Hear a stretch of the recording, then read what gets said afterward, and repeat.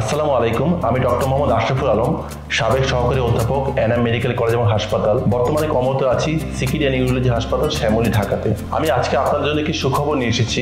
সাভারে এই প্রথম চালু হতে যাচ্ছে সাভারের প্রথম বিশেষায়িত কিডনি হাসপাতাল, সাভার কিডনি হাসপাতাল অ্যান্ড ডায়ালিসিস সেন্টার। এটি একটি 10 বেডের আধুনিক কিডনি হাসপাতাল। এখানে কিডনি রোগীদের সকল ধরনের পরীক্ষা নিরীক্ষা অতি কম খরচে করার ব্যবস্থা রয়েছে।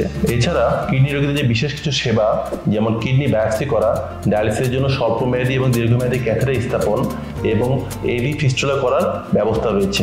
এই হাসপাতালে কিডনি রোগী ছাড়াও অন্যান্য সকল রোগীর বিভিন্ন ধরনের টেস্ট অতি কম মূল্যে করার ব্যবস্থা রয়েছে। কিডনি রোগীদের মধ্যে অনেকেই ডায়াবেটিস এবং হাই ব্লাড প্রেশার রোগে ভুগছেন, তাই ডায়াবেটিস, হাই ব্লাড প্রেশার এবং কিডনি বিষয়ক যে কোনো সমস্যায় এই হাসপাতালে নির্দ্বিধায় আসতে পারে। পরিশেষে আমি এটুকু বলতে চাই, একজন কিডনি ডাক্তার হিসেবে আমি জানি কিডনি বেশিরভাগই চিকিৎসা ব্যয়বহুল এবং দীর্ঘমেয়াদী, তাই এই হাসপাতাল সব ধরনের কিডনির সেবা অতি স্বল্প মূল্যে দেওয়ার জন্য অঙ্গীকারবদ্ধ।